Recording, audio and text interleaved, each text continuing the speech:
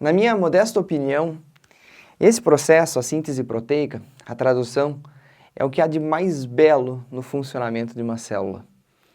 Toda a delicadeza desse processo, a precisão dele para que cada pecinha esteja no seu devido lugar, para que a proteína seja formada corretamente com base nas informações genéticas e funcione e que faça a célula em si funcionar, fazem sim desse evento algo fantástico.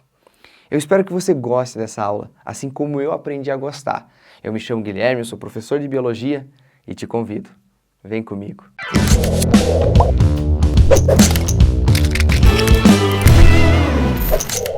Vamos então, tatuzada, para essa aula maravilhosa, a aula sobre tradução. O que você já tem que lembrar que a gente já comentou em aulas anteriores? A tradução nada mais é do que você pegar uma informação genética, uma informação que está lá no DNA, numa linguagem de nucleotídeos, que são essas letrinhas, e transformar essa informação numa outra linguagem, uma linguagem de aminoácidos, para poder fabricar proteínas. Então você vai pegar uma coisa que está numa língua, a língua dos nucleotídeos, e transformar numa outra língua, que é a língua dos aminoácidos, que é para fabricar proteínas. Esse processo a gente chama de tradução, que também pode ser conhecido como síntese proteica. É a mesma coisa. Tá? A tradução é a síntese proteica. Ela ocorre no citoplasma, lembrando que replicação ocorre no núcleo, a transcrição ocorre no núcleo, o splicing ocorre no núcleo, e depois que está pronto o RNA mensageiro, ele é jogado no citoplasma para que a gente tenha o processo de tradução. Já que a gente falou de RNA mensageiro, vamos pensar em uma coisa importante. Para que a tradução aconteça, você precisa de 4 elementos funcionando. E você tem que tomar nota disso, isso é muito importante. Você precisa de 4 coisinhas para que ocorra o processo de síntese proteica. O que eu preciso, prof? Primeiro, você tem que saber como que a proteína vai ser. Você precisa de uma informação de como que ela vai ser. Quem que tem essa informação? O RNA mensageiro. O RNA mensageiro, ele carrega a mensagem do gene, de como que era a informação genética, que vai dizer como será a proteína. Aqui embaixo, você vai ter uma proteína ao final do processo, tá? Então, primeira coisa que você precisa é da mensagem, da informação de como a proteína será, e essa mensagem vem na forma de letrinhas. Segundo, você precisa de um cara que vai construir a proteína, o pedreiro do bagulho. Quem é, prof? O ribossomo.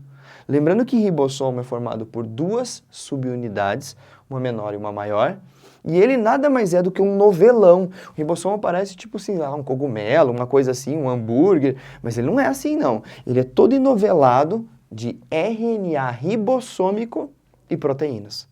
Então lembra que a gente precisa de um ribossomo, que nada mais é do que RNA ribossômico mais proteínas. Além do cara que constrói a proteína, você precisa das pecinhas que vão formar a proteína. Que pecinhas são essas? Os aminoácidos, que a gente adquire pela alimentação ou por síntese no próprio organismo.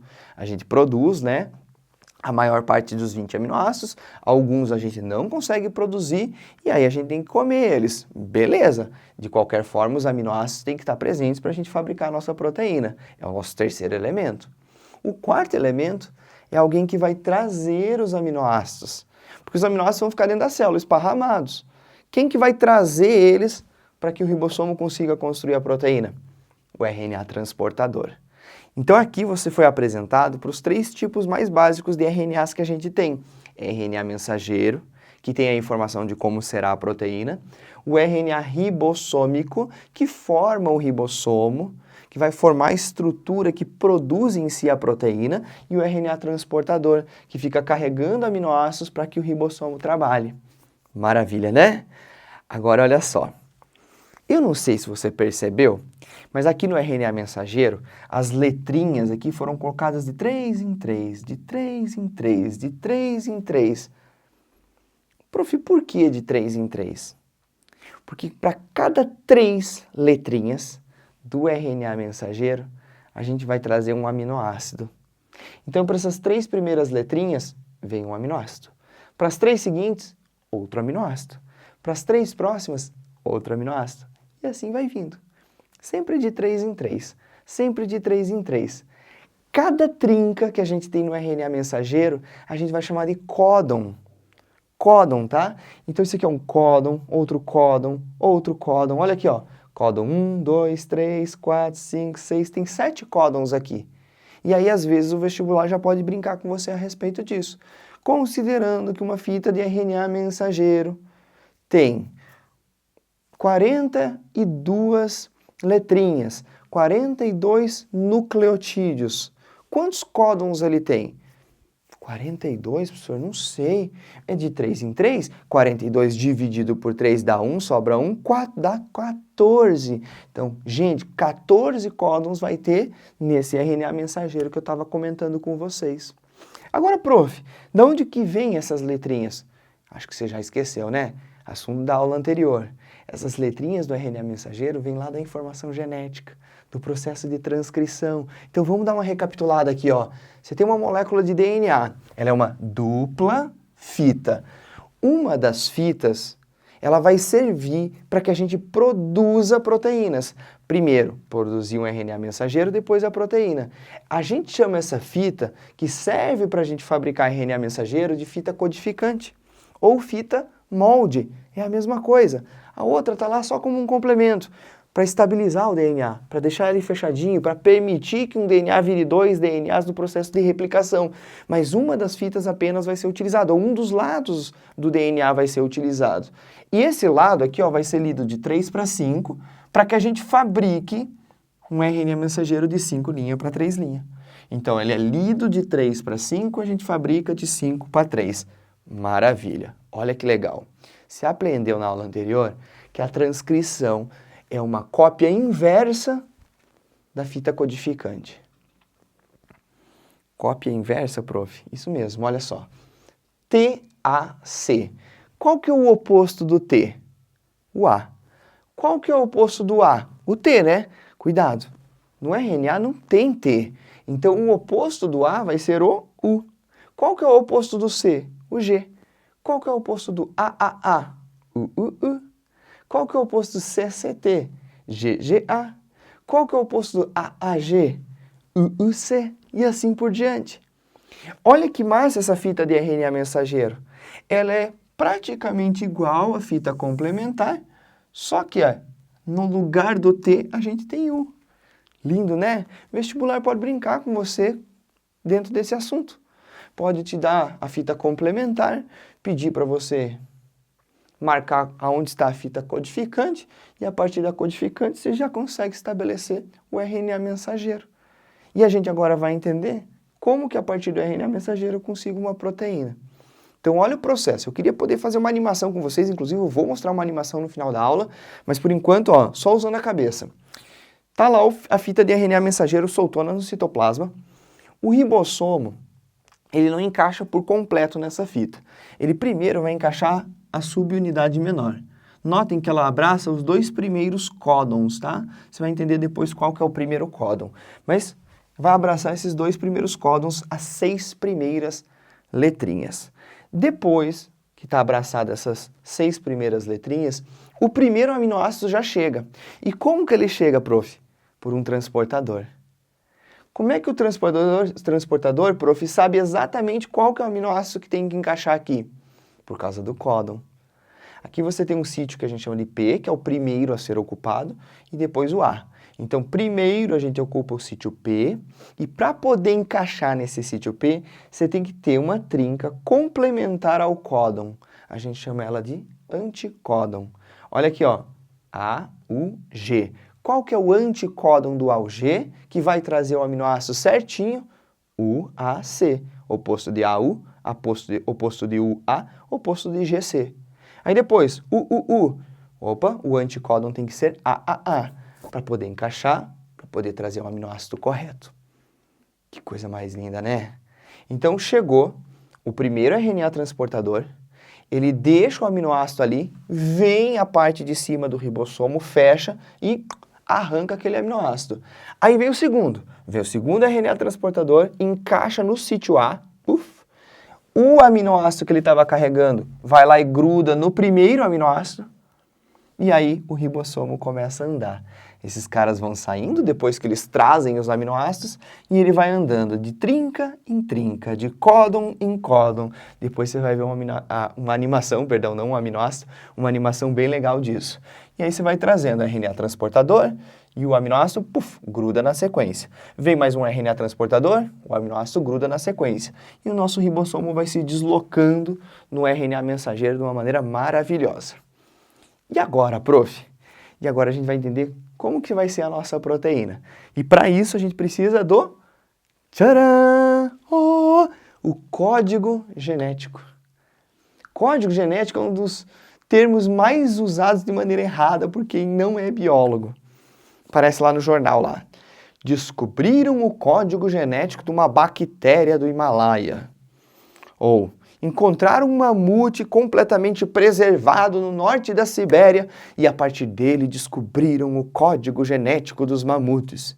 Gente, o código genético é uma coisa que a gente já descobriu na década de 1960. Para todos os seres. Para todos, professor. A gente sabe o código genético de todo ser do planeta. Aham. Porque o código genético é universal. Todos os seres do planeta usam o mesmo código genético. Não importa se é bactéria, se é baleia, se é árvore, se é mamute, se é ser humano, se é bode. Todos os seres usam o mesmo código genético. E o que é o código genético? É essa tabela. Prof, mas quando eles falam que descobriram o código genético do mamute, o que eles querem dizer? Eles descobriram o genoma. Eles descobriram a sequência de letrinhas, a sequência de nucleotídeos que vai formar o DNA. Agora, eles não descobriram o código genético. Tá, prof, o que é o código genético? Vamos fazer uma definição. Ele é a correspondência entre os códons e os ácidos, os aminoácidos. Então, vamos lá, de novo. É a correspondência entre os códons e os aminoácidos. Vamos definir uma coisa, tá? Códon é exclusividade do RNA mensageiro. Às vezes o aluno confunde. Às vezes você, tatuzinho, se confunde, acha que isso aqui é um códon, depois vem outro códon, depois... Não. Isso aqui são trincas de bases do DNA. Códon é o nome que a gente dá quando essas trincas estão no RNA mensageiro. Então, o que é o código genético? É a correspondência entre os códons e os aminoácidos que nós teremos dentro da nossa proteína futuramente. Vamos entender como que ele é lido? Bora lá. Deixa eu pegar aqui um giz e vamos começar a estudar essa tabelinha. O nosso primeiro códon é AUG. Como é que eu uso a tabela do código genético? Você não tem que decorar isso aqui? Claro que não, nem eu sei de cor. Mas se o vestibular te trouxer, se uma questão da faculdade te trouxer essa tabela, você tem que saber como utilizá-la. Então vamos lá. É AUG, né? Primeira base, A. Segunda base, U. Olha a coluna, segunda base. Terceira base, cadê, ó? G. Então, A, U, tá dentro desse espaço aqui. Aí vem com o G, match. O que é o match?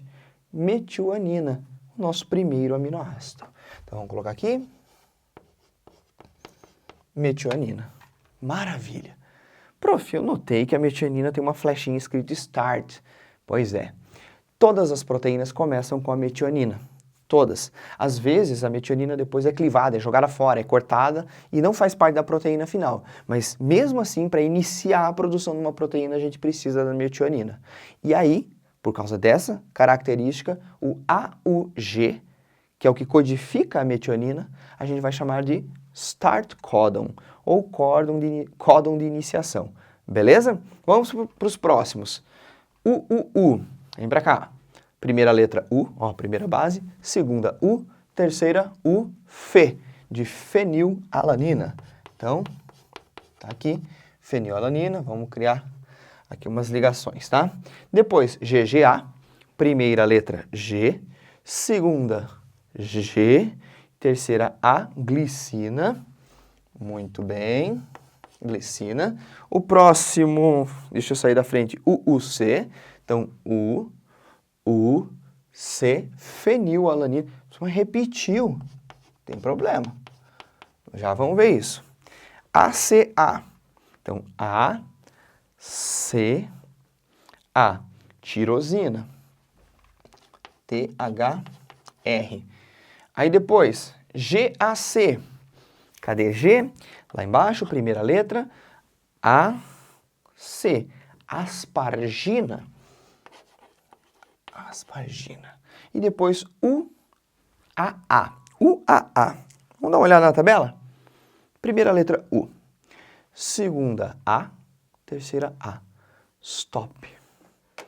In the name of love. stop. Tem stop aqui, UAA. Tem stop aqui, UAG. E tem stop aqui, UGA. Esses são os 3 stop codons. Muito cuidado com eles. Os stop codons indicam que acabou a proteína. Os stop codons não codificam aminoácidos. E também eles indicam que acabou não importando o que venha depois. Pode ser que depois desse UAA a gente tenha GGG, AAA, pode ter um monte de outras coisas na frente, nada depois do stop codon vai ser lido. Então um erro muito comum quando aparece tabela de código genético para nós é cair naquela regrinha de que cada códon codifica um aminoácido. Beleza, tá quase certo. Esse aqui codificou um aminoácido, um aminoácido, um aminoácido, um aminoácido, um aminoácido, um aminoácido. Aqui não teve aminoácido. Então, se ele te der, ó, um RNA mensageiro tem 30 códons, vezes 3, vai dar 90 bases. Mas cada códon tem que dar um aminoácido. Muito cuidado. Se a gente tiver lá no meio do caminho um stop códon, tudo que vai ter na frente não vai ser mais lido. Então, sempre que a questão te trouxer a tabela do código genético, confira códon por códon para ver se não tem o stop códon no meio do caminho, para você fazer a contagem dos aminoácidos depois. Beleza? Maravilha. Mas por que para, prof? Porque esse códon aqui, ele não atrai um RNA transportador. Ele atrai um negócio que a gente chama de fator de liberação, que é como se fosse uma pedra mesmo. Encaixou aquela pedrona ali, o ribossomo bate e desmonta. E aí está liberado o RNA mensageiro. Beleza? Massa, né? Agora vamos finalizar nossa aula aprendendo algumas coisas importantes. O código genético é universal. E o código genético é degenerado. Quando a gente lê essa palavra, a gente pensa, nossa, que ruim, né? Degenerado, uma coisa meio estranha. Mas ser degenerado é bom. É bom para evitar mutações. Já explico. Mais códons do que aminoácidos. A gente tem mais códons do que aminoácidos disponíveis. Quantos aminoácidos existem na natureza que formam as proteínas? São 20. Todos os 20 estão listados aqui. Quantos códons diferentes podem ter? Não sei, prof. Pensa aqui comigo, ó. Cada códon é 3 letrinhas, não é verdade? Primeira possibilidade são 4 letras diferentes. Pode ser A, pode ser U, pode ser C, pode ser G. A segunda possibilidade aqui também são 4 letrinhas diferentes. Pode ser A, pode ser U, pode ser C, pode ser G. E depois pode ser 4 também aqui. Pode ser A, pode ser U, pode ser C, pode ser G. Se eu multiplicar tudo isso aqui, eu vou perceber que existem 64 possibilidades de códons. É só você contar, ó. 1, 2, 3, 4. Nessa coluna tem 16. Nessa aqui tem mais 16, 32. Mais 16, mais 16, 64 possibilidades. Tem mais códons do que aminoácidos. E por que isso é legal? Porque vamos imaginar o seguinte, vamos fazer de conta que um códon era para ser UC, que vai dar a fenilalanina, mas rolou uma mutação. Rolou uma coisa errada lá. Ao invés de ser UC, saiu UUU, mas também deu a fenilalanina. Notem que existem 2 códons diferentes para o mesmo aminoácido. Isso evita que a gente tenha alguns tipos de mutações. Toda vez que isso acontece, a gente tem uma mutação sim, mas é uma mutação silenciosa. Imagine, por exemplo, que a gente tem CGA. CGA vai dar uma arginina. Faz de conta que rolou uma mutaçãozinha ali na hora de produzir o material genético. CGC. Mas era para ser CGA, mas ficou CGC. Notem que aqui nós vamos ter arginina e arginina. E aqui também vai ter arginina. E aqui também vai ter arginina. E aqui também vai ter arginina. Ou seja, o nosso código genético é degenerado. Existem mais códons do que aminoácidos. Doido, né? Isso evita mutações efetivas no nosso corpo. Eu espero que você tenha gostado dessa aula. Eu sei que ela parece um pouco densa, mas aprenda a gostar dela. Isso vai te fazer bem. Isso vai fazer você entender a biologia de fato. E fica aí que eu tenho um recado final para ti. Bom, aqui vocês estão vendo um ribossomo e os 2 sítios já com RNAs transportadores. Depois que foi colocado os 2 transportadores, os aminoácidos se grudam, formando uma ligação peptídica, e o ribossomo anda, e à medida que ele vai andando, vão chegando novos aminoácidos, e vão formando essa tripinha aí que vocês estão vendo, que na verdade vai ser a nossa proteína. Esse processo a gente vai chamar de elongação ou alongamento e nada mais é do que o processo de composição da proteína. Quando chegamos ao final do processo, quando você encontra o stop codon, chega um fator de liberação e termina o nosso processo de síntese proteica. Vamos conversar um pouquinho? Me responde uma coisa. Qual foi a última vez que você recebeu parabéns do seu pai, da sua mãe, ou das pessoas que cuidam de você, avô, avó, tio, tia, enfim, não sei. Tirando dia de aniversário, Dia Internacional das Mulheres, Dia das Crianças, sei lá. Qual foi a última vez que você recebeu parabéns por algo que você fez? Foi na última semana? Foi no último mês? Nos últimos 2 meses? Será que faz 1 ano que você não recebe parabéns por algo que você tenha feito? Ou criado? Ou lutado por? Sabe quando que a gente recebe parabéns, tirando datas comemorativas? Quando a gente luta pelas nossas próprias conquistas. Se você não recebeu parabéns nos últimos tempos, existem 2 coisas que podem ter acontecido. Primeiro, talvez as pessoas que cuidam, as pessoas que estão muito próximas de vocês, não estão vendo o tamanho do seu esforço, o tamanho da sua luta e também o tamanho das suas conquistas. Mesmo que aparentemente pareçam pequenas, são conquistas grandiosas quando somadas. Mas existe uma outra possibilidade também. Talvez você não esteja mostrando nada digno de parabéns. E aí? Pense nisso.